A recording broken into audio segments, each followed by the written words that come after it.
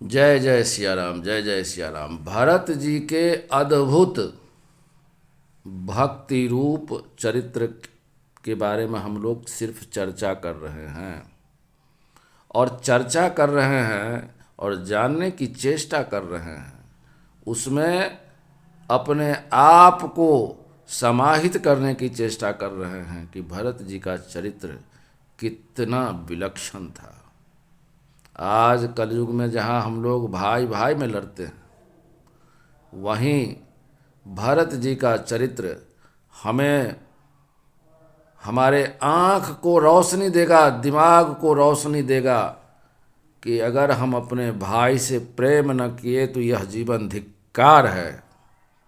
कुछ भी हो जाए, हमारे लिए हमारे बड़े भाई भगवान हैं, ईश्वर हैं। और ऐसे भी हम ईश्वर या सत्य को साथ लेकर चलने वाले लोग हैं। संसार के प्रपंचों में फंसने वाले लोग नहीं हैं। हम कदाचित इतने 100 साल गुलाम रहे और अपने साहित्य से दूर रहे। हम गुणातीत लोग सतोगुण को भी भूल गए, रजोगुण को भी भूल गए और आज हम लोग तमोगुणी होकर के जी रहे हैं। जहाँ देख रहे हैं कि हर चीफ मिनिस्टर भ्रष्ट है, देशद्रोही है, एमएलए, एमपी, मुखिया सब कुकृत्य में लगा हुआ है। तो गीता का ज्ञान न होने के कारण ही तो ऐसा कर रहा है। उसे पता ही नहीं है और कदाचित पता भी है कि उसके उसके कर्मों का दंड बहुत बड़ा होगा, लेकिन वह फिर भी कुकर्म कर रहा है। इसलिए आज आवश्यकता है कि रामचरितमानस को और गीता को हर घर में रखा जाए। हमारे बच्चों के संस्कार अच्छे हो जाएं, तभी तो जीवन धन्य होगा। आज जिन विडंबनाओं में हम जी रहे हैं, इन विडंबनाओं से निकलना होगा, परिवर्तन लाना होगा। युग का परिवर्तन हो गया। ये जो प्रधानमंत्री नरेंद्र मोदी जी जो हैं, मुख्यमंत्री योगी जी जो हैं, ये लोग युग पुरुष हैं। भारत को उसकी जो प्रतिष्ठा है आध्यात्मिक जागृति की, इन दोनों का नाम अमर रहेगा। संपूर्ण भारतवासी इस बात के लिए इन दोनों के आभारी हैं। तो 22 जनवरी को जो हो रहा है, यह युग परिवर्तन हो रहा है।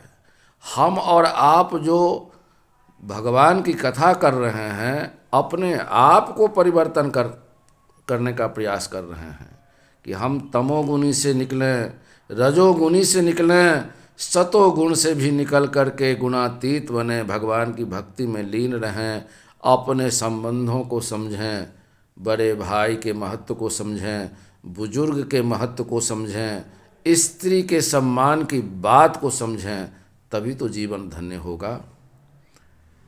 भ्रष्टाचार, लूट खसोट, क्राइम, यह सब तो राक्षस वृत्ति है। हम भोजन क्या कर रहे हैं, इन सब विषयों पर हमें चिंतन करने की आवश्यकता है। तो भरत जी तो कहे कि हम अब यहाँ एक पल के लिए रुकेंगे अयोध्या में। हमारे लिए जहाँ प्रभु राम गए, बस हम वहीं जाएंगे। और भरत जी सीधे कि हमको अब तो भगवान के पास जाना ही जाना है, मेरे प्रभु राम के पास मुझको जाना ही जाना है। हाथी, घोड़ा, रथ, सब कुछ उनको जो है उनके सेवकों ने दिया। अयोध्या के सारे जो नगरवासी हैं, सब उनके साथ चलने को तैयार। लेकिन भरत जी तो पैदल ही गए। काहे कि उन्होंने कहा कि मेरे प्रभु राम पैदल गए, माता सीता पैदल गई, लक्ष्मण पैदल गए, तो मैं घोड़ा गाड़ी, हाथी पर, रथ पर नहीं चढ़ूँगा। भगवान वशिष्ठ ने माता कौशल्या से कहा कि तुम समझाओ कौशल्या भरत को, क्योंकि राम कितने दूर चले गए होंगे। शायद भरत जी तो अपने लक्ष्य को, संकल्प को पूर्ण कर भी लें, लेकिन बाकी के जनता में कई लोग ऐसे होंगे जो बीच रास्ते में ही अधर में लटक जाएंगे। तुम इनको किसी तरह से रथ पर बिठाओ। तो माँ कौशल्या ने खींच कर इनको रथ पर बैठा लिया, लेकिन भरत जी को आभास भी नहीं पड़ा कि मैं रथ पर बैठा हूँ। ऐसे भगवान के भक्त। फिर आगे चर्चा होगी भरत जी के बारे में। खूब सब्सक्राइब करिएगा। जय जय सिया राम।